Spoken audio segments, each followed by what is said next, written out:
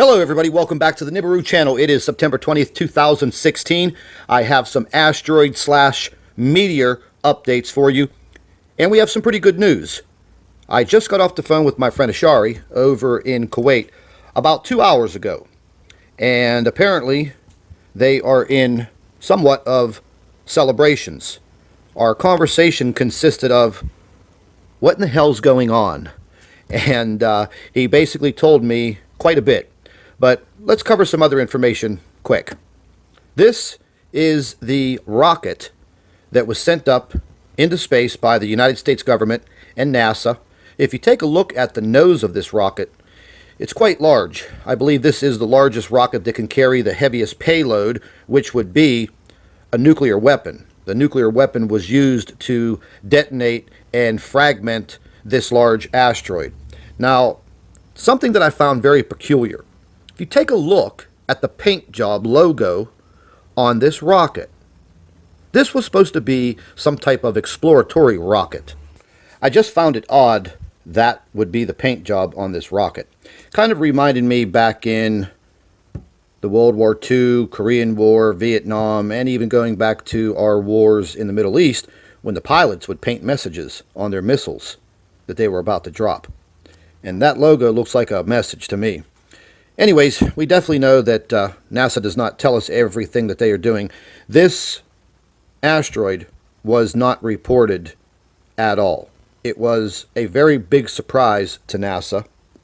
The asteroid was first detected on March 3rd, 2016, and then the scramble began.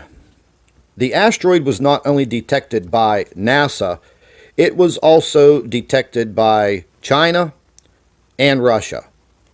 And between the United States government and Russia, well, let's just say a little war of words ensued between our president and Putin. And they were basically wanting to know who was going to be responsible for shooting this thing down.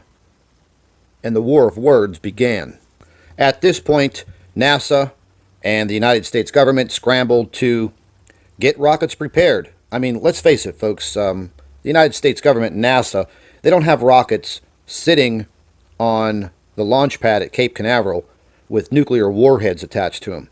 So it does take some time to get this together, and the first launch was scheduled for June. Now, I know I'm going to get a bunch of questions about, mathematics and, how far and this and that. Well, listen, I'm going to give you the information real quick. The size of the asteroid was 1.5 kilometers long, basically 0.0932 miles, less than a mile. Now, that would have been a devastating catastrophe if a mile-long, mile-wide asteroid hit the Earth at 50,000 miles per hour. The kinetic energy would have been absolutely super intense. Catastrophic damage, massive loss of life. If it would have hit in the Atlantic Ocean, Pacific, you're talking about tsunamis.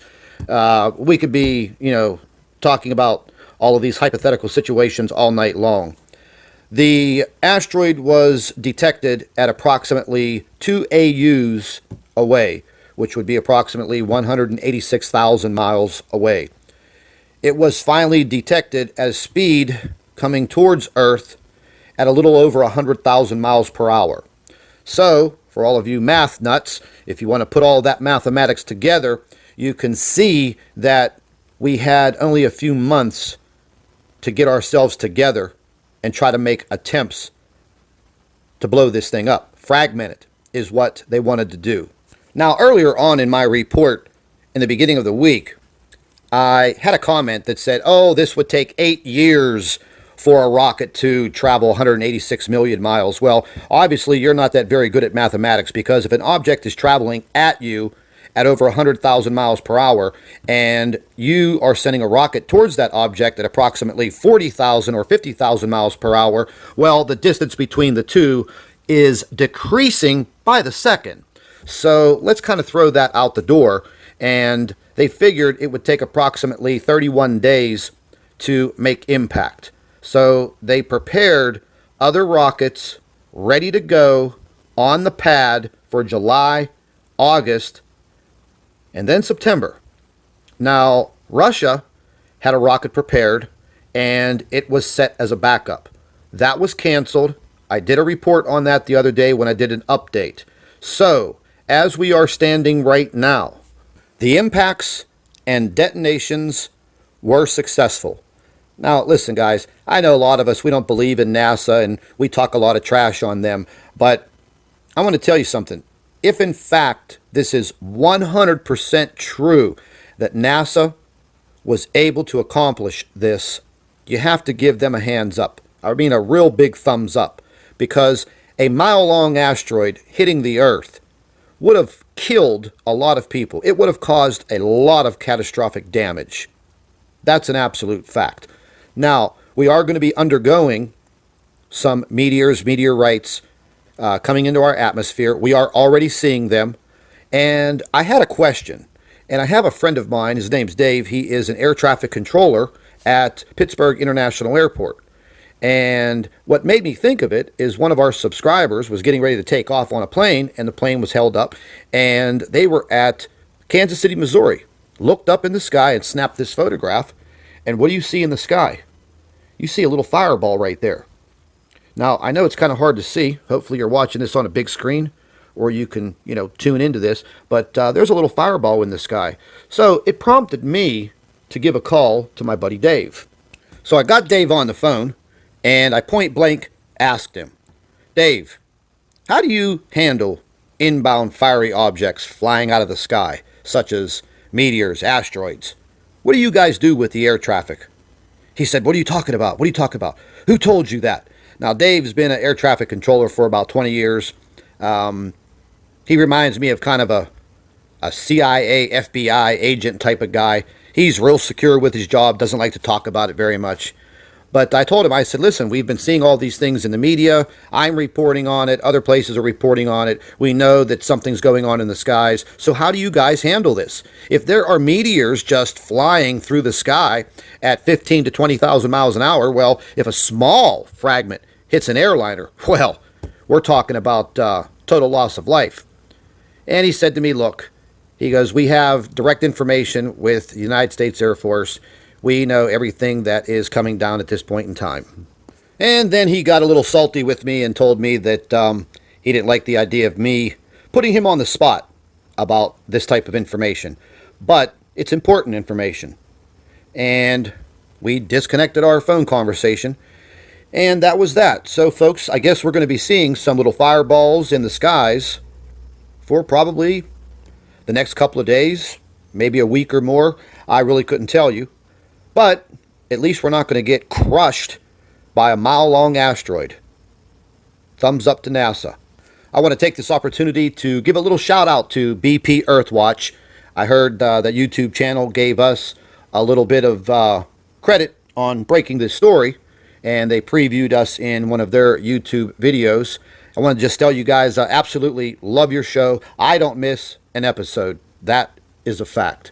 A lot of other channels and media sources were using our story, and I'm not sure if we kind of broke this story or what, but it made its way from Kuwait all the way to the United States, and from that point, it made it to everyone's cell phone, computer, TV, and I'm hoping now that we could all feel a lot safer. But I don't think we're out of the woods yet.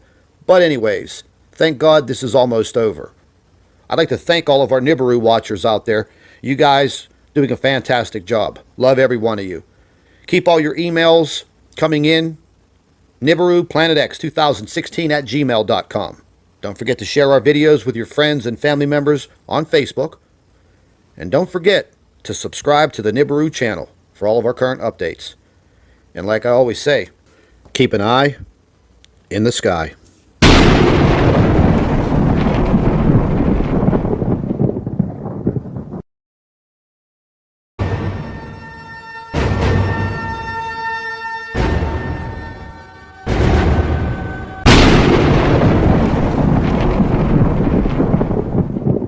Hello everybody, welcome back to the Nibiru channel. It is September 20th, 2016. I have some asteroid slash meteor updates for you, and we have some pretty good news. I just got off the phone with my friend Ashari over in Kuwait about 2 hours ago, and apparently they are in somewhat of celebrations.